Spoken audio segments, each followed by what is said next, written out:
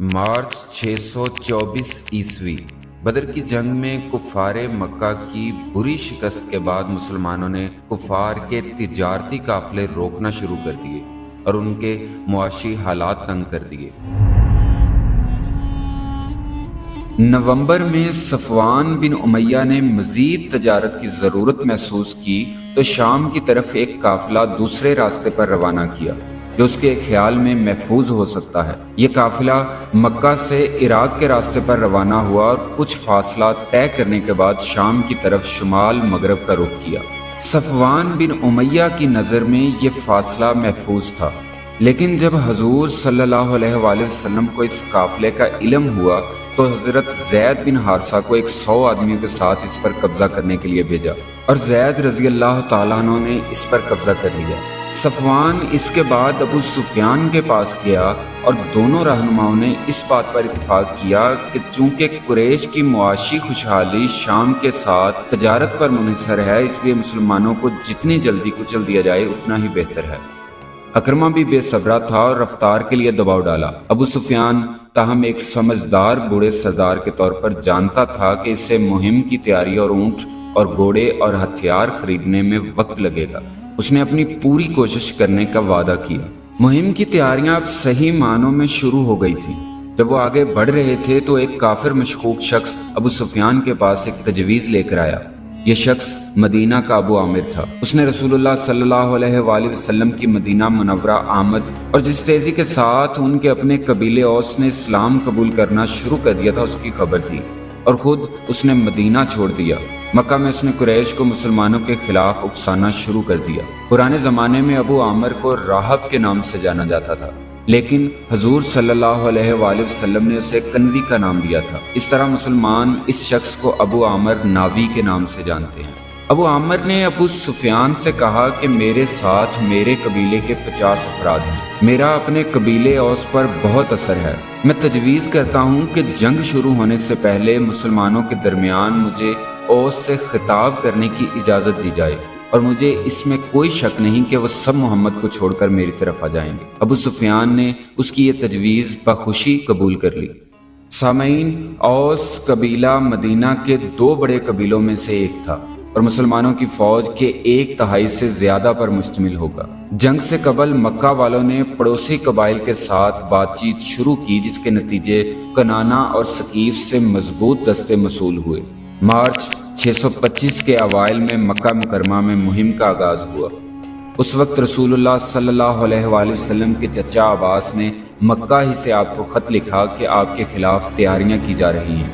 مارچ کے دوسرے ہفتے قریش مکہ سے 3000 آدمیوں کے لشکر کے ساتھ روانہ ہوا، جن میں سے 700 بختر بند تھے۔ ان کے پاس 3000 اونٹ اور 200 گھوڑے تھے۔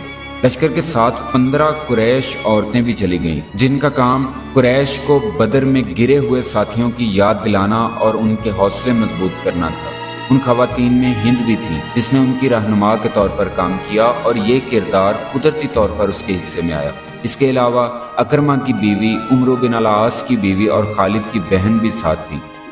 ان خواتین میں ایک جن کے بارے میں ہم بعد میں دوبارہ سنیں گے، وہ عمرہ بنت علقمہ تھی، اور دیگر کچھ گانے والیاں بھی ساتھ تھیں جو دف اور ڈول بجاتی تھی۔ سامعین، جب یہ مہم مدینہ کی طرف بڑھی تو قریش کے ایک سردار جبیر بن مطعم نے اپنے غلام سے بات کی جو وحشی بن حرب کے نام سے مشہور تھا۔ اگر تم محمد کے چچا حمزہ کو بدر میں میرے چچا کے قتل کے بدلے میں قتل کرو گے تو میں تمہیں آزاد کر دوں گا۔ وحشی نے اس چیلنج کو قبول کیا۔ وہ ایک بہت بڑا سیاہ حبشی غلام تھا جو ہمیشہ برچھی سے لڑتا تھا۔ وہ اس ہتھیار کا ماہر تھا۔ تھوڑا سا آگے جانے کے بعد وحشی نے دیکھا کہ ہند اس کا راستہ روکے کھڑی ہے۔ پاس آنے پہ ہند نے کہا، اے سیاہ فام کے باپ، اگر وہ حمزہ کو اس کے باپ کے قتل کے بدلے میں قتل کرے گا تو وہ اسے تمام زیورات دے دے گی جو اس نے پہنے ہوئے ہیں۔ وحشی نے لالچ سے اس کے زیورات کو دیکھا۔ اس کے ہار، اس کے کنگن، انگوٹھیاں جو اس نے اپنی انگلیوں میں پہنی تھی، وہ سب بہت مہنگے لگ رہے تھے۔ ان سب کے حصول کے امکانات پر اس کی آنکھیں چمک اٹھی۔ رسول اللہ صلی اللہ علیہ وآلہ وسلم کو عباس رضی اللہ تعالیٰ عنہ نے مکہ سے نکلنے سے پہلے ہی قریش کی تیاریوں سے خبردار کر دیا تھا۔ 20 مارچ کو قریش مدینہ کے قریب پہنچے اور چند میل دور احد پہاڑ کی مغرب میں جنگل والے علاقے میں پڑاؤ ڈالا۔ اسی دن رسول اللہ صلی اللہ علیہ وآلہ وسلم نے 2 سپاہیوں کو قریش کی نگرانی کے لیے بھیجا۔ 21 مارچ کو نبی صلی اللہ علیہ وآلہ وسلم 1000 آدمیوں کے ساتھ مدینہ سے روانہ ہوئے، جن میں سے 100 بختر بند تھے۔ کافروں کے مقابلے میں مسلمانوں کے پاس صرف 2 گھوڑے تھے۔ انہوں نے رات مدینہ کے شمال میں 1 میل کے فاصلے پر شیخان نامی ایک چھوٹی سی کالی پہاڑی کے پاس ڈیرے ڈالے۔ سامعین، اگلی صبح دوبارہ دن شروع ہونے سے پہلے منافقین، جن کی تعداد 300 تھی، عبداللہ بن ابی کی قیادت میں رسول اللہ صلی اللہ علیہ وآلہ وسلم سے یہ کہہ کر چلے گئے کہ مدینہ سے باہر قریش سے لڑنے میں کامیابی کا کوئی امکان نہیں ہے، اس لیے وہ اس جنگ میں حصہ نہیں لیں گے۔ منافقین مدینہ واپس آ گئے۔ نبی کے پاس اب صرف 700 آدمی رہ گئے تھے۔ نبی صلی اللہ علیہ وآلہ وسلم نے دراصل مدینہ سے باہر لڑائی کا ارادہ نہیں کیا تھا۔ آپ کی خواہش تھی کہ مسلمان اپنے آبائی سرزمین پر قریش کی آمد کا انتظار کریں گے اور مدینہ میں جنگ لڑیں گے، لیکن اکثر مسلمانوں کا اصرار تھا کہ وہ قریش سے ملنے کے لیے نکلے۔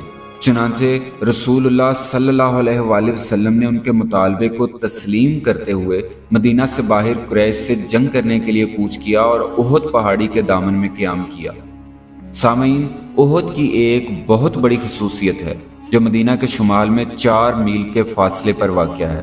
میدان کی سطح سے تقریباً 1000 فٹ کی بلندی پر ہے اور اس کے عقب پر عنین کی پہاڑی ہے۔ نبی صلی اللہ علیہ وآلہ وسلم نے اس پہاڑی پر 50 تیر انداز مقرر کیے، جن سے وہ ان راستوں کا حکم دے سکتے تھے جن سے قریش مسلمانوں کے عقب میں داخل ہو سکتے ہیں۔ ان تیر اندازوں کو عبداللہ بن زبیر کی سربراہی میں نبی پاک صلی اللہ علیہ وآلہ وسلم نے اس طرح ہدایات دیں کہ دشمن کے گھڑ سواروں کے خلاف اپنے تیروں کا استعمال کرنا، گھڑ سواروں کو ہماری پشتوں سے دور رکھنا۔ جب تک آپ اپنی پوزیشن پر فائز ہیں، ہمارا عقب محفوظ ہے۔ آپ نے اس پوزیشن کو کسی صورت نہیں چھوڑنا۔ اگر آپ ہمیں جیتتے ہوئے دیکھیں تو ہمارا ساتھ دینے نہ اترنا، اور اگر آپ ہمیں ہارتے ہوئے دیکھیں پھر بھی ہماری مدد کے لیے مت آنا۔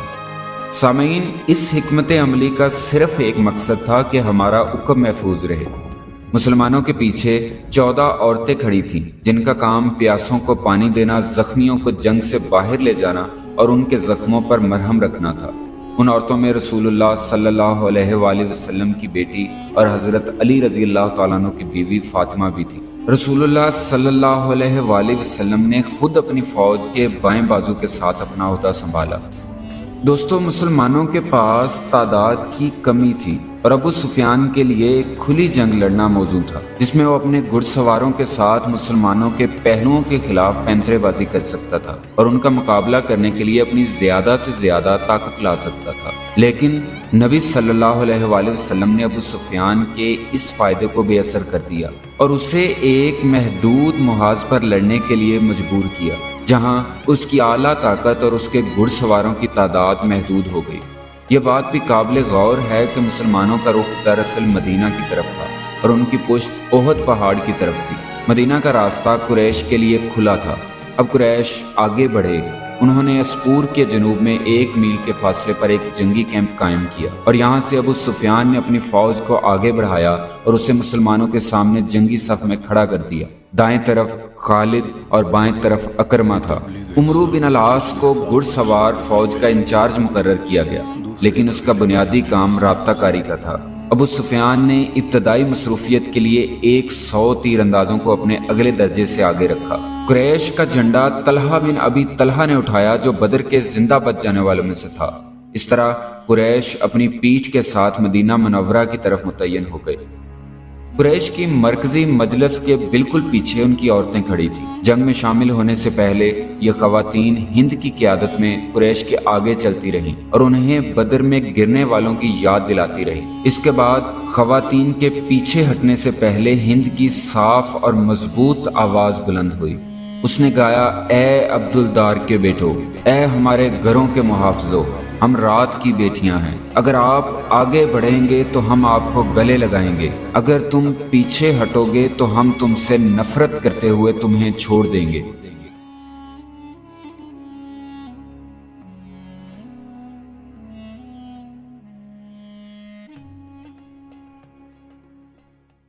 بائیس مارچ 625 عیسوی ہفتہ کے دن غزوہ بدر کے پورے 1 سال اور 1 ہفتے کے بعد کفار مکہ 3000 کا لشکر لیے 700 مسلمانوں کے خلاف احد کے مقام پر کھڑے تھے۔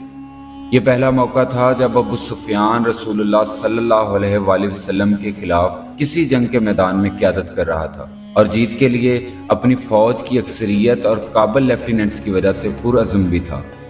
دوسری طرف مسلمان کم تعداد کے باوجود قرآنی آیات کا نعرہ بلند کر رہے تھے، ہمارے لیے ہمارا اللہ کافی ہے اور وہ کیا ہی اچھا حفاظت کرنے والا ہے۔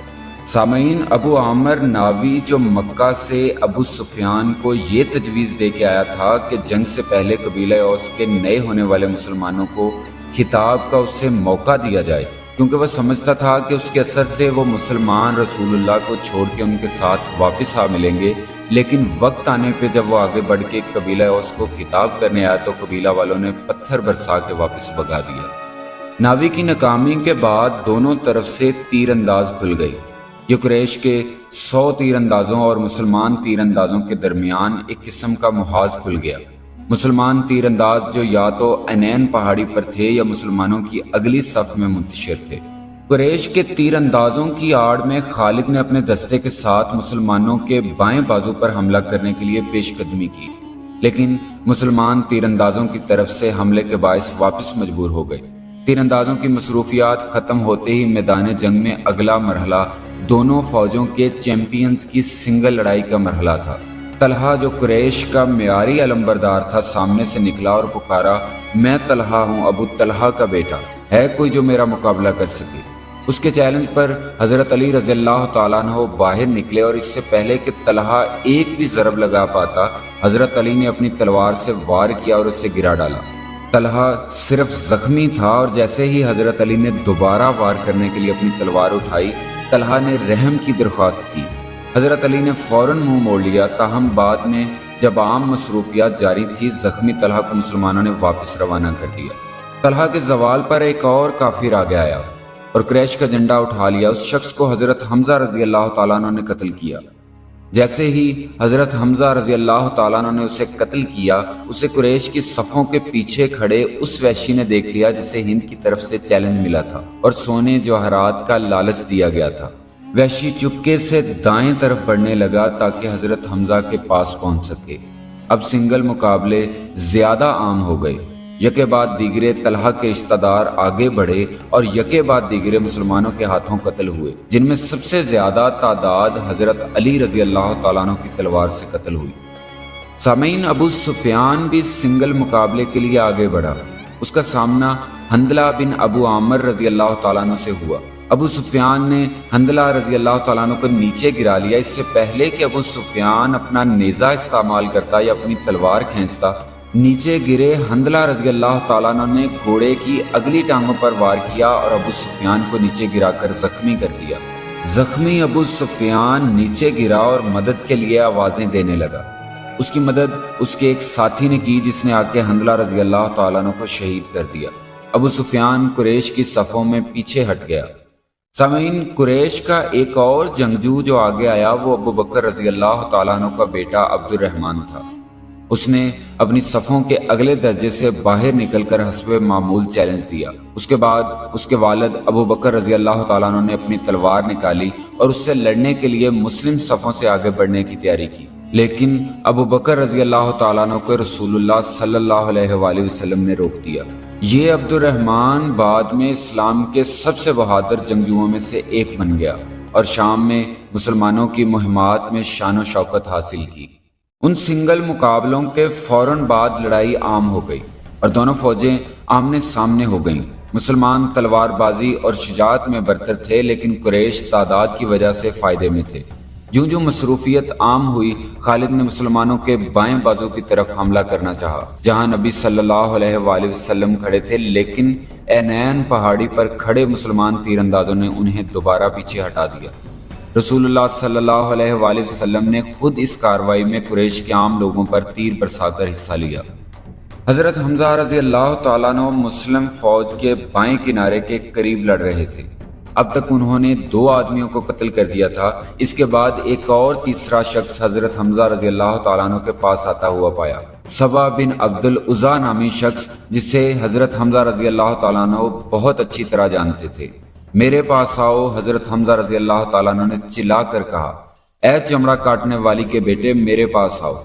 سبا کی والدہ مکہ مکرمہ میں ختنے کا آپریشن کیا کرتی تھی۔ سبا کے چہرے کا رنگ اس وقت چمک اٹھا جب وہ اپنی تلوار کھینچ کر حضرت حمزہ پر چڑھ دوڑا۔ جب دونوں آدمی تلوار اور ڈھال سے مقابلہ کرنے میں مصروف تھے تو وحشی پتھروں اور جھاڑیوں کے پیچھے رینگتا ہوا حمزہ کے قریب پہنچا۔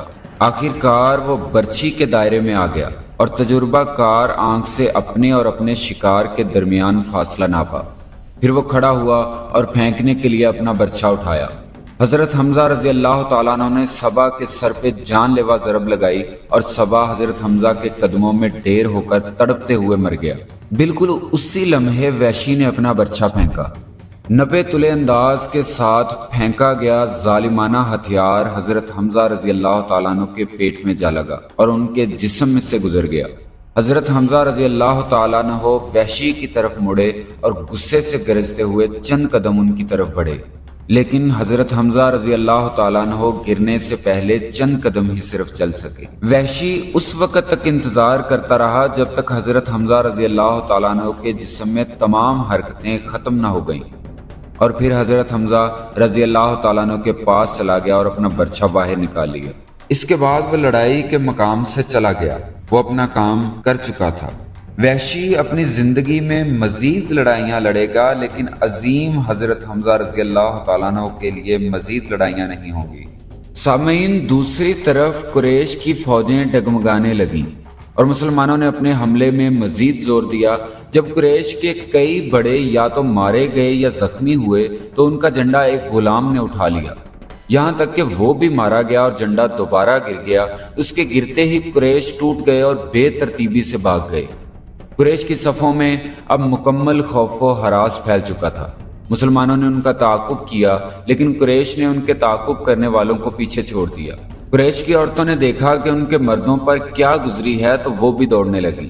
تمام عورتیں دوڑ گئیں سوائے عمرہ کے، جو وہیں کھڑی تھیں قریش کی اصل جنگی صف کے پیچھے۔ مسلمان قریش کے کیمپ میں پہنچ گئے اور اسے لوٹنا شروع کر دیا۔ کیمپ میں مکمل افراتفری پھیلی ہوئی تھی۔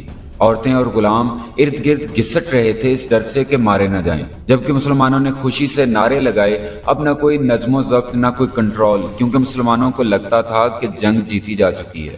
جنگ کا پہلا مرحلہ واقعی ختم ہو چکا تھا۔ ہلاکتیں تھوڑی تو تھیں، لیکن قریش واضح طور پر شکست کھا چکے تھے۔ اب احد کی جنگ ختم ہونی چاہیے تھی، لیکن ایسا نہیں ہوا۔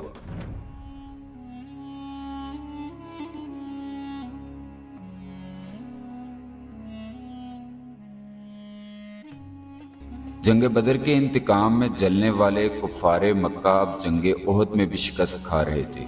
سنگل مقابلوں میں حضرت علی اور حضرت حمزہ رضی اللہ تعالیٰ عنہ کی بار بار برتری کے بعد آمنے سامنے کی لڑائی میں قریش بکھلا کے بھاگنے لگے۔ دیکھنے میں جنگ ختم ہو چکی تھی اور مسلمانوں کی جیت تھی، لیکن جنگ ابھی باقی تھی۔ جیسے ہی قریش بھاگ گئے اور مسلمان ان کا پیچھا کرتے ہوئے قریش کے کیمپ میں داخل ہوئے تو قریش کے دونوں متحرک بازو مضبوط ہو گئے۔ خالد اور اکرمہ دونوں اپنی پچھلی پوزیشنوں سے تھوڑا سا پیچھے ہٹ گئے، لیکن اپنے آدمیوں کو مکمل کنٹرول میں رکھا۔ کسی ایک سوار کو پیچھے ہٹنے کی اجازت نہ دی۔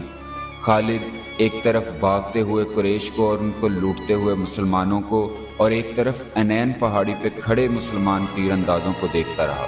وہ بالکل نہیں جانتا تھا کہ اسے کیا کرنا ہے، لیکن وہ اعلیٰ درجے کے صبر کا اہل تھا اور ایک ایسے موقع کا انتظار کر رہا تھا جو اسے عمل کی ایک لائن دے گا۔ جلد ہی اسے اس کے صبر کا بدلہ مل گیا۔ سامعین، عینین کے تیر اندازوں نے جب قریش کی شکست کے بعد قریش کے کیمپ میں مسلمانوں کو جاتے دیکھا تو وہ کیمپ کی لوٹ مار میں حصہ لینے کے لیے بے چین ہونے لگے۔ وہ اپنے سپہ سالار عبداللہ بن زبیر کی طرف متوجہ ہوئے اور اپنے ساتھیوں میں شامل ہونے کی اجازت چاہی، لیکن عبداللہ رضی اللہ تعالیٰ عنہ نے صاف انکار کر دیا۔ عبداللہ رضی اللہ تعالیٰ عنہ نے کہا کہ تم اللہ کے رسول کے احکامات کو اچھی طرح جانتے ہو، ہمیں اس پہاڑی پر اس وقت تک رہنا ہے جب تک کہ ہمیں اسے چھوڑنے کا حکم نہیں ملتا۔ تیر اندازوں نے جواب دیا، ہاں، لیکن رسول اللہ صلی اللہ علیہ وآلہ وسلم کا یہ ارادہ بالکل نہیں تھا۔ ہم نے جنگ کے دوران اس پہاڑی کو پکڑنا تھا اور اب جنگ ختم ہو چکی ہے اور ہمارے یہاں رہنے کا کوئی فائدہ نہیں۔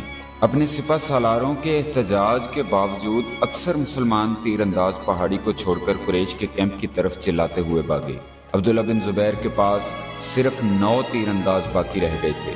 پہاڑی پہ ہونے والی اس حرکت کو خالد کی گہری نظروں نے دیکھ لیا اور خالد تیر اندازوں کے قریش کے کیمپ تک پہنچنے کا انتظار کرتا رہا۔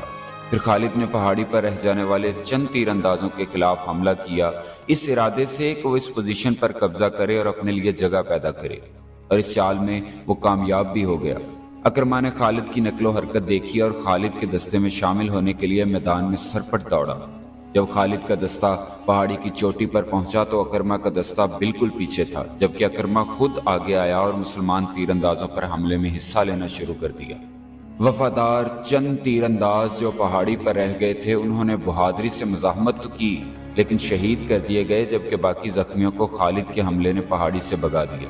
عبداللہ بن زبیر آخری دم تک اس منصب کا دفاع کرتے رہے جو رسول اللہ صلی اللہ علیہ وآلہ وسلم نے انہیں سونپا تھا۔ انہیں بہت سے زخم آئے اور پھر اکرمہ کے ایک آخری وار نے انہیں شہید کر دیا۔ اب خالد کا دستہ، اس کے بعد اکرمہ کا دستہ آگے بڑھا اور اس لائن کے پیچھے آ گیا جسے مسلمانوں نے 1 گھنٹہ پہلے روک رکھا تھا۔ یہاں سے دونوں سکواڈ پیچھے سے چلے گئے اور مسلمانوں پر حملہ کر دیا۔ اکرمہ نے اپنے دستے کے ایک حصے کے ساتھ اس گروہ پر حملہ کیا جو حضور صلی اللہ علیہ وآلہ وسلم کے ساتھ کھڑا تھا، جبکہ خالد کے دستے نے قریش کے کیمپ میں لوٹ مار کرتے مسلمانوں پر حملہ کر دیا۔ خالد مسلمانوں کے عقب میں چلا گیا، اس یقین کے ساتھ کہ انہیں بے خبری میں لے جانے کے بعد وہ جلد ہی انہیں ٹکڑے ٹکڑے کر دے گا، لیکن مسلمانوں نے ٹکڑے ٹکڑے ہونے سے انکار کر دیا۔ جیسے ہی قریش کے گھڑ سوار لشکر کیمپ میں پہنچے تو مسلمانوں کی صفوں میں کھلبلی سی مچ گئی اور ان میں سے چند ایک سر جھکا کر میدان چھوڑ کر بھاگ گئے۔ تاہم ان میں سے اکثر ٹھہرے اور لڑے جب تک نبی صلی اللہ علیہ وآلہ وسلم زندہ ہیں۔ یہ لوگ شکست تسلیم کرنے والے نہیں تھے۔ جیسے ہی مسلمانوں نے قریش کے گھڑ سواروں سے لڑنے کے لیے ہمت باندھی، وہ عورت عمرہ جو شکست کے وقت میدان چھوڑ کر باغی نہیں تھی، قریش کے اس جھنڈے کی طرف لپکی جو زمین پر پڑا تھا۔ اس نے جھنڈا اٹھایا اور اسے اپنے سر کے اوپر اس طرح لہرایا کہ قریش کا مرکزی دستہ اسے دیکھ لے۔ اب تک ابو سفیان بھی اپنے زیادہ تر پیادوں پر دوبارہ کنٹرول حاصل کر چکا تھا۔ اس نے گھڑ سواروں کی نقل و حرکت دیکھی، اس نے عمرہ کے ہاتھوں میں قریش کے جھنڈے کو لہراتے ہوئے دیکھا تو وہ اپنے آدمیوں کو دوبارہ حرکت میں لے آیا۔ اسے یہ علم ہو گیا تھا کہ مسلمانوں کو گھڑ سواروں نے عقب سے گھیر لیا ہے۔ قریش ایک بار پھر سے اپنی جنگ میں دوڑ پڑے اور اپنی جنگی فریاد کرتے ہوئے کہا، اے عزا کے محافظوں، اے ابل کے جانشینوں، آؤ بدر کا بدلہ لے لو۔ سامعین، مسلمان اب 2 گروہوں کے درمیان پھنس چکے تھے۔ قریش کے گھڑ سوار دستے پیچھے سے حملہ آور تھے اور قریش کی پیادہ فوج کا بڑا حصہ آگے سے حملہ آور تھا۔ صورتحال جو مسلمانوں کے ہاتھ میں تھی وہ جلد ہی مسلمانوں کے لیے مایوس کن ہو گئی۔ وہ چھوٹے چھوٹے گروہوں میں بٹ گئے، ہر ایک گھڑ سوار اور پیادہ فوج کے حملوں کو پسپا کرنے کے لیے اپنے طور پر لڑ رہا تھا۔ ہاں، البتہ مسلمانوں میں گھبراہٹ پیدا نہیں ہوئی تھی۔ مسلمانوں میں نقصانات بڑھنے لگے، لیکن وہ آخری دم تک لڑنے کے لیے پرعزم تھے۔ بالکل اسی وقت خالد نے اپنا پہلا شکار مار گرایا، جس کا نام ابو اسیرہ رضی اللہ تعالیٰ عنہ تھا۔ جنگ اب 2 حصوں میں تقسیم ہو چکی تھی۔ ایک طرف مسلمانوں کی مرکزی جماعت قریش کی فوج کے ایک اہم حصے کے خلاف لڑ رہی تھی اور دوسری طرف اکرمہ کے خلاف رسول اللہ صلی اللہ علیہ وآلہ وسلم کا گروہ لڑ رہا تھا۔ سامعین، یاد رہے جب مسلمانوں نے جیت کی خوشی میں قریش کا تعاقب کرتے اپنی جگہیں چھوڑ دی تھی تو رسول اللہ صلی اللہ علیہ وآلہ وسلم اپنے جنگ کے مقام پر رکے رہے تھے۔ یہاں آپ کے ساتھ آپ کے 30 ساتھی تھے جو آپ سے چپک گئے اور لوٹ مار کی لالچ میں آنے سے بالکل صاف انکار کر دیا۔ ان 30 میں سے آپ کے چند قریبی ساتھی، جن میں علی رضی اللہ تعالیٰ عنہ، حضرت ابو بکر، سعد بن ابی وقاص، طلحہ بن عبید اللہ، ابو عبیدہ، عبد الرحمن بن عوف، ابو دجانہ اور مصعب بن عمیر شامل تھے۔ سامعین، جیسے ہی خالد نے تیر اندازوں کی پوزیشن پر قبضہ کر لیا اور قریش کے گھڑ سواروں نے پیچھے سے مسلمانوں پر حملہ کرنے کے لیے چکر لگانا شروع کر دیے، نبی صلی اللہ علیہ وآلہ وسلم نے مسلمانوں کو جس حالت میں رکھا ہوا تھا اس کی سنگینی کو محسوس کیا۔ اکرمہ اپنے سواروں کے ساتھ آگے بڑھا اور آپ کا رستہ روک لیا۔ نبی صلی اللہ علیہ وآلہ وسلم جہاں تھے وہیں کھڑے ہو کر لڑنے کا عزم کرنے لگے، اور اکرمہ کے حملے کو زیادہ دیر نہیں گزری تھی کہ قریش کا ایک پیادہ دستہ بھی نبی صلی اللہ علیہ وآلہ وسلم پر حملہ کرنے پہنچ گیا۔ نبی صلی اللہ علیہ وآلہ وسلم کے گروہ نے خود کو آگے اور پیچھے سے حملہ آور پایا تو آپ صلی اللہ علیہ وآلہ وسلم کا دفاع کرنے کے لیے آپ کے گرد گھیرا تنگ کر دیا۔ لڑائی بتدریج شدت اختیار کرتی گئی۔ نبی صلی اللہ علیہ وآلہ وسلم نے اپنی کمان کو خود استعمال کیا اور اسے استعمال یہاں تک کرتے رہے کہ وہ ٹوٹ گئی۔ اس کے بعد آپ نے اپنے تیروں کا استعمال کیا۔ ہر مسلمان 3 یا 4 آدمیوں کے گروہ کے ساتھ مقابلہ کر رہا تھا، اور یا تو کامیابی کے ساتھ ان کو مار رہا تھا اور یا اپنے مخالفین کو پیچھے ہٹا رہا تھا۔ قریش میں سب سے پہلے جو پیغمبر صلی اللہ علیہ وآلہ وسلم کے قریب پہنچا وہ اکرمہ تھا۔ جب اکرمہ اپنے آدمیوں کے ایک گروہ کو آگے بڑھا رہا تھا تو نبی صلی اللہ علیہ وآلہ وسلم علی رضی اللہ تعالیٰ عنہ کی طرف متوجہ ہوئے اور اس گروہ کی طرف اشارہ کرتے ہوئے فرمایا، اے علی ان لوگوں پر حملہ کرو۔ علی نے حملہ کیا اور ان کو پیچھے ہٹا دیا۔ ان میں سے ایک مارا بھی گیا۔ اب گھڑ سواروں کا ایک اور گروپ پوزیشن کے قریب پہنچا۔ پھر نبی صلی اللہ علیہ وآلہ وسلم نے حضرت علی کو فرمایا کہ ان لوگوں پر حملہ کرو۔ حضرت علی رضی اللہ تعالیٰ عنہ نے انہیں بھی پیچھے ہٹا دیا اور ایک اور کافر کو قتل کرنے میں کامیاب ہو گئے۔ لڑائی کی شدت میں مزید اضافہ ہوتا گیا تو قریش نے رسول اللہ صلی اللہ علیہ وآلہ وسلم کے گروہ پر تیروں اور پتھروں کی بارش شروع کر دی۔ وہ ان تیروں کو دور سے استعمال کرتے اور پھر تلواریں چلاتے۔ نبی صلی اللہ علیہ وآلہ وسلم کو تیروں سے بچانے کے لیے ابو دجانہ رضی اللہ تعالیٰ عنہ آپ کے سامنے کھڑے ہو گئے۔ طلحہ رضی اللہ تعالیٰ عنہ بھی رسول اللہ صلی اللہ علیہ وآلہ وسلم کے پاس کھڑے تھے۔ ایک موقع پر تیر رسول اللہ صلی اللہ علیہ وآلہ وسلم کے چہرے پر لگنے لگا تو طلحہ رضی اللہ تعالیٰ عنہ نے اپنا ہاتھ تیر کے سامنے لا کر تیر اپنے ہاتھ سے روک لیا، جس کے نتیجے میں طلحہ رضی اللہ تعالیٰ عنہ کی ایک انگلی کھو گئی۔ سامعین، مسلمانوں کے مرکزی دستے کے خلاف خالد اپنے دستے کے ساتھ حملے کے بعد حملہ کر رہا تھا اور شدید نقصان بھی پہنچا رہا تھا۔ اس جنگ میں خالد نے بنیادی طور پر اپنی لانس پر بھروسہ کیا، جس سے وہ بھاگ کر اپنے مخالف کو مار ڈالتے تھے۔ جب بھی وہ کسی آدمی کو نیچے لاتا تو وہ چیختا، یہ لو، میں سلیمان کا باپ ہوں، میں ہوں ابو سلیمان۔ سامعین، جوابی حملے کا پہلا ہجوم گزر گیا۔ اس کے بعد نبی صلی اللہ علیہ وآلہ وسلم کے سیکٹر میں خاموشی چھا گئی، کیونکہ قریش اپنے حملے دوبارہ شروع کرنے سے پہلے آرام کرنے کے لیے تھوڑے فاصلے پر پیچھے ہٹ گئے۔ اس خاموشی کے دوران مسلمانوں میں سے ایک نے دیکھا کہ رسول اللہ صلی اللہ علیہ وآلہ وسلم اپنے کندھے پر احتیاط سے بار بار دیکھ رہے ہیں۔ اس صحابی نے اس کی وجہ پوچھی تو نبی صلی اللہ علیہ وآلہ وسلم نے بے ساختہ جواب دیا کہ میں ابی بن خلف کا انتظار کر رہا ہوں، وہ پیچھے سے میرے قریب آ سکتا ہے، اگر تم اسے آتے دیکھو تو اسے میرے قریب آنے دو۔ تب ایک شخص نے اکرمہ کے دستے سے خود کو الگ کر لیا اور ایک بڑے طاقتور گھوڑے پر سوار ہو کر آہستہ آہستہ نبی صلی اللہ علیہ وآلہ وسلم کی طرف بڑھا۔ اس شخص نے چلایا، اے محمد، میں آیا ہوں، آؤ میرے ساتھ مقابلہ کرو۔ اس پر بعض صحابہ نے رسول اللہ صلی اللہ علیہ وآلہ وسلم سے اس شخص کے ساتھ معاملہ کرنے کی اجازت چاہی، لیکن آپ صلی اللہ علیہ وآلہ وسلم نے فرمایا کہ اسے آنے دو۔ صحابہ ایک طرف ہو گئے اور سوار کے قریب آنے کا راستہ کھلا چھوڑ دیا۔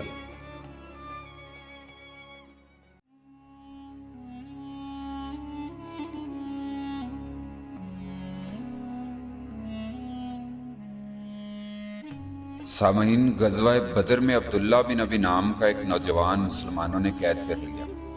اس کے والد ابی بن خلف اپنے بیٹے کی رہائی کے لیے آئے اور 4000 درہم بطور تاوان ادا کیا۔ فدیہ ادا کر دیا گیا اور نوجوان کو رہا کر دیا گیا، لیکن وہ مدینے میں رکا رہا۔ رہائی کے بعد ابی آپ صلی اللہ علیہ وآلہ وسلم کی شان میں گستاخی کرنے لگا۔ اس نے کہا کہ اے محمد، میرے پاس ایک گھوڑا ہے جسے میں بہت سے چارے سے مضبوط کروں گا اور اگلی جنگ میں اس گھوڑے پر سوار ہو کر آؤں گا اور نعوذ باللہ آپ کو قتل کر دوں گا۔ وہ آدمی تانا زنی سے ہنسا اور اپنے بیٹے کو لے کر چلا گیا۔ آج 22 مارچ 625 عیسوی، ابی بن خلف غزوہ احد میں اپنے گھوڑے پر نبی کریم صلی اللہ علیہ وآلہ وسلم کے پاس آ رہا تھا۔ اس نے دیکھا کہ نبی اکرم صلی اللہ علیہ وآلہ وسلم اس کا انتظار کر رہے ہیں۔ نبی صلی اللہ علیہ وآلہ وسلم نے 2 زرہیں پہن رکھی تھی اور دائیں ہاتھ میں نیزہ تھا۔ ابی نے محمد کے طاقتور چوڑے کندھوں کو رک کر دیکھا۔ سامعین، یہ بات آج بہت کم لوگوں کو معلوم ہے کہ پیغمبر اسلام اپنے وقت کے مضبوط ترین مسلمانوں میں سے ایک تھے، اور اس بات کا تصور بھی کم لوگ ہی کر سکتے ہیں کہ آپ کسی کے لیے کتنا مضبوط حریف ثابت ہو سکتے تھے۔ لیکن ابی بے خوف تھا۔ اس نے ابھی ایک مسلمان کو شہید کیا تھا اور اس کے حوصلے بلند تھے۔ نبی صلی اللہ علیہ وآلہ وسلم آسانی سے اپنے صحابہ سے کہہ سکتے تھے کہ ابی کو قتل کر دیں، یا آپ حضرت علی کو آسان سا حکم دے سکتے تھے، کیونکہ جب علی ایک آدمی کو مارنے کے لیے نکلے تو اسے کوئی چیز نہیں بچا سکتی۔ لیکن نبی صلی اللہ علیہ وآلہ وسلم نے اپنے صحابہ کو ایک طرف کھڑے ہونے کا حکم دیا۔ یہ ذاتی غیرت کا معاملہ تھا، یہ بہادری کا معاملہ تھا، اور محمد ایک بہادر عرب کی طرح تنہا لڑیں گے۔ آپ ایک چیلنجر کے ساتھ اپنی ملاقات برقرار رکھیں گے۔ جب ابھی آپ صلی اللہ علیہ وآلہ وسلم کے پاس پہنچا تو اس نے اپنا گھوڑا کھینچ لیا اور آہستہ کر لیا۔ اسے کوئی جلدی نہیں تھی اور پھر اپنی تلوار نکال کر حملے کے لیے بڑھا، لیکن اسے بہت دیر ہو چکی تھی کہ نبی صلی اللہ علیہ وآلہ وسلم نے اپنا نیزہ اٹھایا اور ابی کے سینے کے اوپری حصے پر مارا۔ ابی نے بچنے کی کوشش کی، لیکن تب تک دیر ہو چکی تھی۔ نیزہ اس کے داہنے کندھے پر گردن کی تہ کے قریب لگا۔ یہ ایک معمولی سا زخم تھا، لیکن ابھی اپنے گھوڑے سے گر گیا اور گرنے سے ایک پسلی ٹوٹ گئی۔ اس سے پہلے کہ نبی اکرم صلی اللہ علیہ وآلہ وسلم دوبارہ حملہ کرتے، ابھی اٹھا اور اپنے ساتھیوں کی طرف چیختے ہوئے بھاگا۔ انہوں نے اسے روکا اور پوچھا کہ اس کا کیا حال ہوا، جس پر ابھی نے کانپتی ہوئی آواز میں جواب دیا، خدا کی قسم، محمد نے مجھے قتل کر دیا ہے۔ قریش نے اس کے زخم کا جائزہ لیا اور کہنے لگے کہ بیوقوف نہ بنو، یہ معمولی زخم ہے جو جلد بھر جائے گا۔ ابھی کی آواز چیختے ہوئے بلند ہوئی اور کہنے لگا، میں مر جاؤں گا، خدا کی قسم میں مر جاؤں گا۔ دوستو، جب قریش مکہ واپس آئے تو وہ ان کے ساتھ گیا۔ جب انہوں نے صراف نامی جگہ پر ڈیرے ڈالے جو مکہ سے زیادہ دور نہیں تھا، اس جگہ وہ بدبخت مر گیا۔ اس کی موت کی وجہ اللہ ہی بہتر جانتا ہے۔ سامعین، دوسری طرف غزوہ احد کے حالات رفتہ رفتہ مزید مایوس کن ہوتے گئے، کیونکہ قریش کے بھاری حملوں کے خلاف مسلمانوں نے سختی سے کام لیا اور ٹوٹنے کا کوئی نشان نہیں دکھایا۔ ابو سفیان اور خالد دونوں جنگ کا جلد فیصلہ کرنا چاہتے تھے، کیونکہ جنگ کافی دیر تک چلی تھی۔ اس لیے قریش نے فیصلہ کیا کہ سخت دباؤ ڈالا جائے اور اگر ممکن ہو تو نبی اکرم صلی اللہ علیہ وآلہ وسلم کے پاس پہنچ جائیں، کیونکہ وہ جانتے تھے کہ آپ کی نعوذ باللہ شہادت سے مزاحمت ختم ہونے کا امکان ہوگا۔ نتیجتاً قریش کے پیادہ دستوں کا ایک مضبوط گروہ نبی اکرم صلی اللہ علیہ وآلہ وسلم کے خلاف پیش قدمی کر گیا۔ مسلمان محافظ لڑتے رہے اور قریش کو کاٹتے رہے۔ قریش میں سے 3 لوگ آپ کے محافظوں کا دائرہ توڑنے میں کامیاب ہو گئے۔ وہ پتھر پھینکتے ہوئے نبی اکرم صلی اللہ علیہ وآلہ وسلم کے فاصلے پر پہنچ گئے۔ یہ 3 آدمی عتبہ بن ابی وقاص، عبداللہ بن شہاب اور ابن کیمیہ تھے۔ عتبہ نے رسول اللہ صلی اللہ علیہ وآلہ وسلم کے چہرے پر 4 پتھر مارے۔ آپ صلی اللہ علیہ وآلہ وسلم کے نیچے کے 2 دانت ٹوٹ گئے اور آپ کا نچلا ہونٹ زخمی کر دیا، جبکہ ابن کیمیہ کے ایک پتھر سے آپ صلی اللہ علیہ وآلہ وسلم کے ہیلمٹ کی 2 کڑیاں آپ کی گال کی ہڈی میں چبھ گئیں۔ ان پتھروں کے نتیجے میں نبی اکرم صلی اللہ علیہ وآلہ وسلم زمین پر گر پڑے۔ پھر چند مسلمانوں نے جوابی حملہ کیا اور قریش کو پیچھے ہٹا دیا۔ ان محافظوں میں سعد رضی اللہ تعالیٰ عنہ بھی تھے، جو عتبہ کے بھائی تھے۔ جب انہوں نے دیکھا تو سعد رضی اللہ تعالیٰ عنہ نے اپنی تلوار کھینچی اور اپنے بھائی پر چڑھ دوڑے، لیکن عتبہ بھاگ گیا اور قریش کی صفوں میں پناہ لی۔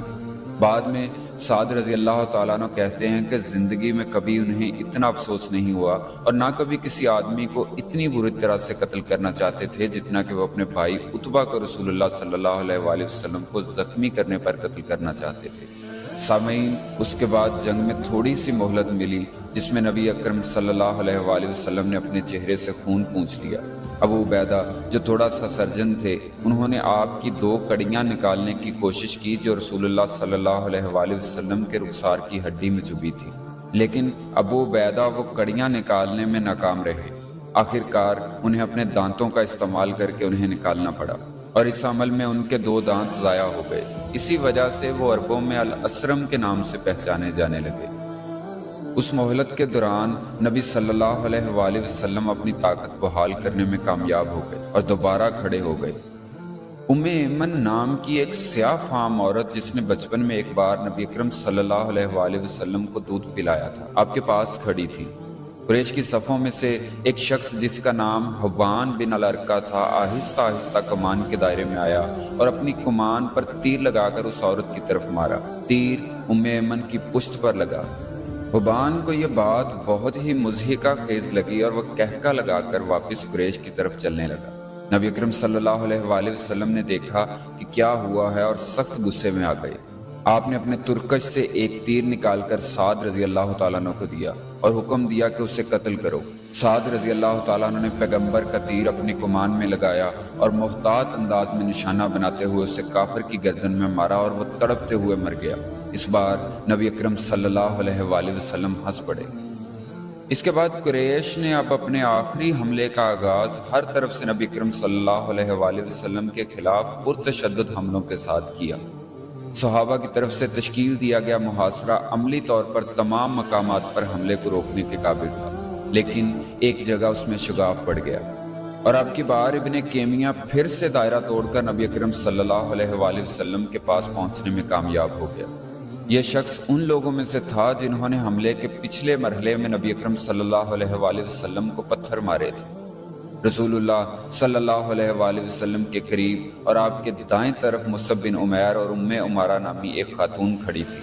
سامعین، یاد رہے مصعب رضی اللہ تعالیٰ عنہ کی شکل نبی اکرم صلی اللہ علیہ وآلہ وسلم سے ملتی تھی۔ ابن کیمیہ نے مصعب کو یہ سمجھا کہ وہ محمد ہیں اور مصعب رضی اللہ تعالیٰ عنہ پر چڑھ دوڑا۔ مصعب تلوار لے کر لڑنے لگے، لیکن چند لمحے گزرنے کے بعد ابن کیمیہ نے مصعب رضی اللہ تعالیٰ عنہ کو شہید کر دیا۔ مصعب رضی اللہ تعالیٰ عنہ گرے تو عمارہ ابن کیمیہ کے پاس پہنچی اور اپنی تلوار سے اس کے کندھے پر ضرب لگائی۔ ایک تو ابن کیمیہ نے زرہ پہن رکھی تھی اور اوپر سے ضرب کے پیچھے کوئی طاقت نہیں تھی، اس لیے اسے کوئی نقصان نہیں ہوا۔ ابن کیمیہ نے اپنی تلوار عمارہ کے کندھے پر ماری اور عمارہ نیچے گر گئی اور کچھ دیر تک ہلنے سے قاصر رہی، لیکن زندہ تھی۔ عمارہ کے گرتے ہی ابن کیمیہ نے نبی اکرم صلی اللہ علیہ وآلہ وسلم کو دیکھا۔ آپ صلی اللہ علیہ وآلہ وسلم کی طرف لپکا، اس نے اپنی تلوار اٹھائی اور نبی اکرم صلی اللہ علیہ وآلہ وسلم کے سر مبارک پر وحشیانہ وار کیا۔ تلوار نے رسول اللہ صلی اللہ علیہ وآلہ وسلم کے ہیلمٹ کی چند کڑیاں کاٹ دیں۔ ہیلمٹ سے ہٹ کر تلوار اپنے زور میں چلی اور رسول اللہ صلی اللہ علیہ وآلہ وسلم کے دائیں کندھے پر آ گئی۔ ضرب کا زور ایسا تھا اور اس کے پیچھے طاقت اتنی تھی کہ حضور اکرم صلی اللہ علیہ وآلہ وسلم اپنے پیچھے ایک گہری کھائی میں گر گئے۔ یہاں سے بعد میں آپ کو حضرت علی اور طلحہ رضی اللہ تعالیٰ عنہ نے اٹھایا۔ نبی اکرم صلی اللہ علیہ وآلہ وسلم کو گرتے دیکھ کر ابن کیمیہ ہڑبڑا کر قریش کی طرف بھاگا اور اپنی آواز میں چیختے ہوئے کہا، میں نے محمد کو نعوذ باللہ قتل کر دیا۔ اے قریش والو، میں نے محمد کو قتل کر دیا۔ یہ چیخ میدان جنگ میں پھیل گئی اور قریش اور مسلمانوں نے یکساں سنی۔ اس آواز نے مسلمانوں کی روح کو توڑ دیا اور ان میں سے اکثر مسلمان احد پہاڑ کی طرف بھاگ گئے۔ تاہم چند مسلمانوں نے فیصلہ کیا کہ اگر رسول اللہ صلی اللہ علیہ وآلہ وسلم فوت ہو گئے تو اب ان کے جینے کا کوئی فائدہ نہیں۔ وہ قریش کے گھڑ سوار دستوں پر چڑھ دوڑے اور جوش میں اپنی جانوں کو ہر ممکن حد تک داؤ پر لگا دیا، لیکن خالد اور اکرمہ نے انہیں کچھ ہی دیر میں مار ڈالا۔ اور خالد اپنے ہر وار پہ چیختا، میں ابو سلیمان ہوں، میں ہوں سلیمان کا باپ۔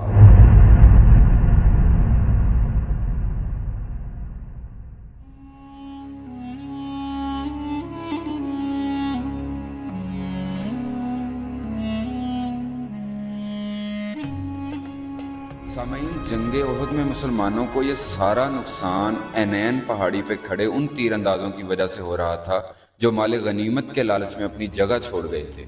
اب قریش بھی وہی غلطی کرنے والا ہے۔ جب مسلمانوں کا مرکزی دستہ پہاڑیوں کی طرف بھاگا تو قریش کی اکثریت نے میتوں کو لوٹنے کا رخ کیا۔ لوٹ کا فتنہ قریش کے لیے ویسا ہی ثابت ہوا جیسا مسلمانوں کے لیے کچھ عرصہ پہلے ثابت ہوا تھا۔ اپنا راستہ صاف پاتے ہوئے پیغمبر اپنے گروہ کے بچ جانے والے ساتھیوں سمیت وادی میں تنگ گھاٹی کی طرف پیچھے ہٹ گئے۔ نبی صلی اللہ علیہ وآلہ وسلم کو پیچھے ہٹتا دیکھ کر قریش کے چند افراد نے پیچھا تو کیا لیکن ناکام رہے۔ خالد نے بھی نبی اکرم صلی اللہ علیہ وآلہ وسلم کے گروہ کو پہاڑی درے کی طرف بڑھتے ہوئے دیکھا، لیکن اسے روکنے کی کوئی کوشش نہیں کی کیونکہ وہ اس وقت مسلم پیادہ فوج کے مرکزی جسم کا تعاقب کرنے میں مصروف تھا۔ اس طرح نبی کو تنگ گھاٹی تک پہنچنے میں کوئی دقت نہیں ہوئی اور یہ گروہ ایک کھڑی ڈھلوان پر چڑھ گیا۔ یہاں نبی صلی اللہ علیہ وآلہ وسلم چٹان کی ایک شگاف میں رک گئے تاکہ اپنے سامنے پھیلے ہوئے غمناک منظر کا جائزہ لے سکیں۔ سامعین، 30 کے گروہ میں سے نبی کریم صلی اللہ علیہ وآلہ وسلم کے ساتھ صرف 14 باقی رہ گئے تھے اور ان میں سے بھی زیادہ تر زخمی تھے، باقی دیگر 16 اللہ کی راہ میں مارے جا چکے تھے۔ اس طرح مسلمانوں نے میدان جنگ چھوڑ دیا، کچھ گھبرا کر بہت دور بھاگ گئے، کچھ مدینہ واپس آ گئے، کچھ 2 دن بعد تک دوبارہ نبی اکرم صلی اللہ علیہ وآلہ وسلم سے نہیں ملے۔ لیکن جو لوگ پہاڑیوں میں پناہ لینے کا ارادہ رکھتے تھے وہ چھوٹے چھوٹے گروہوں میں بٹ چکے تھے۔ قریش کے گھڑسواروں سے لڑتے ہوئے احد پہاڑ کے دامن تک پہنچ گئے، یہاں وہ منتشر ہو گئے، کچھ نے دامن میں پناہ لی، کچھ پہاڑی پر چڑھ گئے اور چھپ گئے۔ ان میں سے کوئی نہیں جانتا تھا کہ وہ آگے کیا کرے گا۔ اب میدان جنگ میں قریش کی مکمل کمان تھی۔ نبی اکرم صلی اللہ علیہ وآلہ وسلم کو اپنے زخموں کو دیکھنے کے لیے کچھ وقت ملا۔ یہاں آپ کی بیٹی فاطمہ بھی آپ کے ساتھ شامل ہوئیں۔ علی رضی اللہ تعالیٰ عنہ تالاب سے اپنی ڈھال میں پانی لائے اور فاطمہ رضی اللہ تعالیٰ عنہ اپنے والد کے چہرے سے خون کو دھوتے ہوئے اور آپ کے زخموں پر مرہم پٹی کرتے ہوئے آہستہ آہستہ رو رہی تھی۔ نبی صلی اللہ علیہ وآلہ وسلم نے یہاں اپنے تھکے ہوئے جسم کو آرام دیا۔ جن مسلمانوں نے احد پہاڑ پر پناہ لی تھی ان میں سے کچھ بے مقصد گھوم رہے تھے، وہ نہیں جانتے تھے کہ کہاں جانا ہے یا کیا کرنا ہے۔ ان میں سے ایک صحابی کعب بن مالک نے گھومتے ہوئے رسول اللہ صلی اللہ علیہ وآلہ وسلم کو دیکھا اور پہچان لیا۔ اس شخص کی آواز مضبوط تھی، وہ ایک بڑی چٹان پر چڑھ گیا اور اس سمت کا رخ کیا جہاں وہ جانتا تھا کہ زیادہ تر مسلمانوں نے پناہ لی ہے۔ اس نے خوشی سے چلایا، خوش ہو جاؤ اے مسلمانوں، اللہ کے رسول یہاں زندہ ہیں۔ یہ سنتے ہی مسلمانوں کے بہت سے گروہ اس طرح اکٹھے ہونے لگے اور رسول اللہ صلی اللہ علیہ وآلہ وسلم کے ساتھ شامل ہو گئے۔ ان اکٹھے ہونے والوں میں حضرت عمر رضی اللہ تعالیٰ عنہ بھی شامل تھے، جن کی رسول اللہ صلی اللہ علیہ وآلہ وسلم کو دوبارہ دیکھ کر خوشی کی انتہا نہ تھی۔ اسی دوران ابو سفیان نبی کریم صلی اللہ علیہ وآلہ وسلم کے جسد خاکی کی تلاش میں تھا۔ وہ میدان جنگ میں گھومتا تھا اور ہر چہرے کو اس امید پر دیکھتا تھا کہ وہ اپنے دشمن کا چہرہ دیکھ لے گا۔ ہر وقت وہ اپنے آدمیوں سے پوچھتا، محمد کہاں ہیں؟ گھومتے پھرتے وہ خالد کے پاس آیا اور اس سے سوال کیا۔ خالد نے اسے بتایا کہ اس نے محمد کو اپنے ساتھیوں میں گرا ہوا اس تنگ گھاٹی کی طرف بڑھتے ہوئے دیکھا ہے۔ تب ابو سفیان نے خالد کو حکم دیا کہ وہ اس چٹان پر حملہ کر دے۔ خالد نے پتھروں سے پھیلی وادی کی طرف دیکھا، اسے اپنی اس چال کے بارے میں شک و شبہات تھے کیونکہ وہ جانتا تھا کہ اس طرح کے علاقے میں اس کی گھڑ سوار فوج کو شدید نقصان پہنچے گا، لیکن اس نے امید ظاہر کی کہ کچھ موقع خود کو پیش کر سکتا ہے، جیسا کہ قریش کی ابتدائی شکست کے فوراً بعد ہوا تھا۔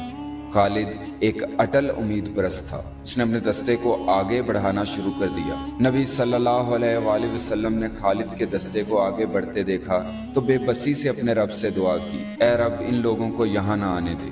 اس کے بعد عمر رضی اللہ تعالیٰ عنہ مسلمانوں کے ایک گروہ کو لے کر قریش کے گھڑ سواروں کا سامنا کرنے کے لیے ڈہلوان سے کچھ دور چلے گئے۔ جب خالد اپنے دستے کے ساتھ آیا تو اس نے عمر اور دوسرے مسلمانوں کو اونچی جگہ پر انتظار کرتے ہوئے دیکھا۔ خالد نے محسوس کیا کہ صورتحال اب نا امید ہے، کیونکہ نہ صرف اس کا دشمن بہتر جگہ پر ہے بلکہ اس کی اپنی گھڑ سوار فوج اس دشوار گزار علاقے میں پینترے بازی کرنے کے قابل نہیں ہوگی۔ وہ پیچھے ہٹ گیا اور یہ جنگ احد کی آخری حکمت عملی تھی۔ سامعین، دوسری طرف ہند صرف ایک تلاش میں تھی کہ کہیں کسی طرح اسے حضرت حمزہ رضی اللہ تعالیٰ عنہ کی لاش مل جائے۔ جب ہند کو حضرت حمزہ کی لاش ملی تو وہ چھری لے کر لاش کی طرف بھاگی۔ اس نے اس چھری کے ساتھ حضرت حمزہ کا پیٹ کاٹ کر جگر نکالا، اس کا ایک ٹکڑا کاٹ کر اس نے اپنے منہ میں ڈال لیا اور اس نے اسے نگل لیا۔ اس کے بعد اس نے حضرت حمزہ رضی اللہ تعالیٰ عنہ کی ناک اور کان کاٹ دیے، اور دوسری عورتوں نے بھی بہت سی لاشوں کے ساتھ ایسا ہی کیا۔ وحشی یہ دیکھ کر اب ہند کے قریب پہنچا، وہ اس کی طرف متوجہ ہوئی اور اپنے تمام زیورات اتار کر اسے دے دیے اور کہنے لگی، جب ہم مکہ پہنچیں گے میں تمہیں اور 10 دینار دوں گی۔ اپنے زیورات کو ٹھکانے لگانے کے بعد اس نے مسخ شدہ شہیدوں کے کانوں اور ناکوں کے ہار اور پزیبیں بنوائیں اور اس نے یہ بھیانک زیور پہنے۔ ایسا کرنے کے بعد اس غیر معمولی خاتون نے گایا، ہم نے آپ کو بدر کے دن کا بدلہ ایک کے بعد ایک خونی قتل سے دیا ہے۔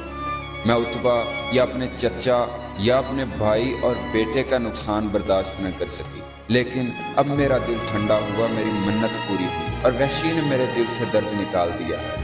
جب تک میں زندہ ہوں اس وحشی کا شکریہ ادا کروں گی۔ اس بھیانک ڈرامے کے رچنے کے فوراً بعد ابو سفیان وادی کی طرف چل پڑا۔ وہ اب بھی امید کر رہا تھا کہ محمد صلی اللہ علیہ وآلہ وسلم زندہ نہیں ہوں گے اور شاید خالد نے غلطی کی ہو۔ وہ رسول اللہ صلی اللہ علیہ وآلہ وسلم کے مقام سے کچھ فاصلے پر ایک بڑی چٹان پر چڑھ گیا اور پکارا، کیا محمد تم میں سے ہیں؟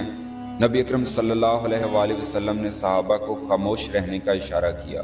ابو سفیان نے دوبارہ سوال دہرایا لیکن کوئی جواب نہ ملا۔ پھر تیسری مرتبہ ابو سفیان نے پوچھا، کیا ابو بکر تم میں سے ہیں؟ اور 3 بار پوچھا، کیا عمر تم میں سے ہیں؟ ابو سفیان اب قریش کی طرف متوجہ ہوا جو اس سے زیادہ دور نہیں کھڑے تھے، اور چیختے ہوئے کہا، اے میرے قریش والو، یہ تینوں مر چکے ہیں، یہ تمہیں اب مزید پریشان نہیں کریں گے۔ اس پر عمر رضی اللہ تعالیٰ عنہ اپنے غصے کو مزید نہ روک سکے اور گرجدار آواز میں بولے، اے جھوٹے شخص، اے اللہ کے دشمن، یہ جن کے نام تم گنوا رہے ہو یہ سب زندہ ہے اور باقی جتنے بچ گئے ہیں تمہیں سزا دینے کے لیے کافی ہے۔ اللہ تیری حفاظت کرے اے ابن الخطاب، کیا محمد واقعی زندہ ہے؟ میرے رب کی قسم ہاں، اور اب بھی وہ سب سن رہے ہیں جو تم کہتے ہو۔ ابو سفیان نے جواب دیا، کیا عمر، میں جانتا ہوں تم ابن کیمیہ سے زیادہ سچے ہو۔ پھر ابو سفیان اور رسول اللہ صلی اللہ علیہ وآلہ وسلم کے درمیان آخری مکالمہ ہوا۔ نبی صلی اللہ علیہ وآلہ وسلم اپنے دشمن سے ذاتی طور پر بات نہیں کرتے تھے، لیکن عمر کو بتاتے تھے کہ کیا کہنا ہے، اور عمر جواب میں ابو سفیان کو جواب دیتے تھے۔ ابو سفیان کہنے لگا، حبل کی شان، عزا کی شان۔ رسول اللہ صلی اللہ علیہ وآلہ وسلم نے کہا، صرف ایک اللہ کی شان۔ ابو سفیان، ہمارے پاس عزا اور حبل ہیں، آپ کے پاس عزا اور کوئی حبل نہیں۔ نبی اکرم صلی اللہ علیہ وآلہ وسلم نے کہا، ہمارا اللہ رب ہے اور تمہارا کوئی رب نہیں۔ ابو سفیان چیخا، یہ بدر کا بدلہ تھا، جنگ کا مقدر مستقل نہیں ہوتا، اگلے سال دوبارہ ملیں گے۔ رسول اکرم صلی اللہ علیہ وآلہ وسلم کہنے لگے، ہم ملیں گے، آپ کے پاس ہمارا عہد ہے۔ ابو سفیان، تم اپنے مردوں میں سے کچھ کو مسخ شدہ پاؤ گے، میں نے نہ اس کا حکم دیا اور نہ ہی اس کی منظوری، اس کے لیے مجھ پر الزام نہ لگائیں۔ یہ آخری بات کہہ کر ابو سفیان چلا گیا اور واپس اپنے لشکر میں جا ملا۔ اب قریش میدان جنگ سے نکل کر اپنے پرانے کیمپ میں جمع ہونے لگے۔ جب وہ روانہ ہوئے تو حضور صلی اللہ علیہ وآلہ وسلم نے حضرت علی رضی اللہ تعالیٰ عنہ کو جاسوس بنا کر بھیجا تاکہ وہ دیکھیں کہ قریش کس طرح اونٹ یا گھوڑوں پر چڑھ رہے ہیں۔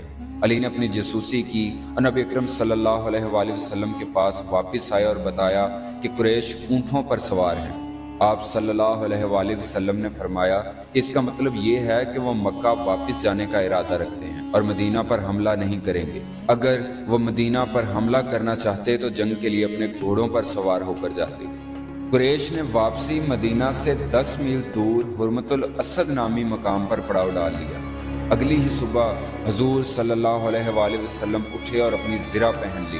آپ کے چہرے پر اس جنگ میں ہونے والے نقصان کے واضح آثار نمایاں تھے۔ آپ کے گال، پیشانی اور ہونٹ بری طرح زخمی اور پھولے ہوئے تھے۔ آپ کے 2 دانتوں کے گرنے سے آپ کو درد بھی تھا۔ نبی اکرم صلی اللہ علیہ وآلہ وسلم نے اپنے مؤذن بلال کو بلایا اور حکم دیا کہ وہ مومنین کو جنگ کے لیے بلائیں اور صرف ان لوگوں کو بلاؤ جنہوں نے پہلے دن کی جنگ میں حصہ لیا تھا۔ بلال کی گرجدار آواز مدینہ کی گلیوں میں گونجی اور ہر مومن کے گھر میں پیغام پہنچا دیا۔ مسلمان اپنی چٹائیوں سے اٹھ کھڑے ہوئے جب انہوں نے جنگ کے لیے جمع ہونے کے لیے رسول اللہ صلی اللہ علیہ وآلہ وسلم کا حکم سنا۔ ان میں سے زیادہ تر زخمی تھے، کچھ دوسروں سے زیادہ شدید زخمی تھے۔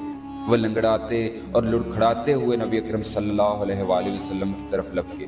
انہوں نے رسول اللہ صلی اللہ علیہ وآلہ وسلم کو دیکھا اور لبیک یا رسول اللہ پکارا۔ یہ تھکے ہوئے زخمی مسلمان ایک تھکے ہوئے زخمی پیغمبر کی قیادت میں کافر سے لڑنے کے لیے نکلے۔ جب مسلمان جنگ کے لیے جمع ہو رہے تھے تو قریش کے کیمپ میں ایک جھگڑا ہو رہا تھا۔ اگر مسلمانوں کا برا حال ہے تو ہم بھی صحیح حالت میں نہیں ہیں۔ ہمارے اکثر گھوڑے اور ہمارے بہت سے آدمی زخمی ہو گئے ہیں۔ اگلی جنگ میں اگر ہم مسلمانوں کا مقابلہ اپنی موجودہ طاقت سے کریں تو شاید ہم اتنے خوش قسمت نہ ہوں جتنے کل تھے۔ جب یہ بحث جاری تھی، قریش کے سپاہیوں نے 2 مسلمان جاسوسوں کو تلاش کر کے پکڑ لیا، جنہیں رسول اللہ صلی اللہ علیہ وآلہ وسلم نے قریش کی معلومات لینے کے لیے بھیجا تھا۔ یہ اسکاؤٹس فوراً شہید کر دیے گئے، لیکن ان کی جاسوسی نے صفوان اور ابو سفیان کے اندیشوں کی تصدیق کر دی کہ مسلمان جارحانہ موڈ میں ہیں اور جنگ کی کوشش کر رہے ہیں۔ ابو سفیان نے فوراً مکہ منتقل ہونے کا حکم دیا اور قریش کی فوج وہاں سے بھاگ گئی۔ دوپہر کے وقت مسلمان حرمت الاسد کے مقام پر پہنچے تو اسے ویران پایا۔ انہوں نے وہیں کیمپ لگا دیا۔ حرمت الاسد میں 4 راتیں گزارنے کے بعد مدینہ واپس آ گئے۔ احد کی مہم ختم ہو چکی تھی۔ جنگ میں کل 70 مسلمان شہید ہوئے۔ ابو سفیان نے 1 کو شہید کیا، صفوان بن امیہ، خالد اور اکرمہ نے 3 مسلمانوں کو شہید کیا۔ قریش کی طرف سے 22 کافر مارے گئے، جن میں سے 6 حضرت علی رضی اللہ تعالیٰ عنہ کے ہاتھوں اور 3 حضرت حمزہ رضی اللہ تعالیٰ عنہ کے ہاتھوں تھے۔ یہ مسلمانوں کی شکست تو تھی لیکن فیصلہ کن نہیں تھی۔ یہ اسلام کی تاریخ کا دوسرا بڑا معرکہ تھا۔ یہ پہلی جنگ تھی جس میں ابو سفیان نے مسلمانوں کے خلاف لشکر کی کمان کی تھی، اور خالد کی زندگی کی پہلی جنگ تھی۔ سامعین، یہ مسلمانوں کی شکست تھی لیکن فیصلہ کن نہیں تھی۔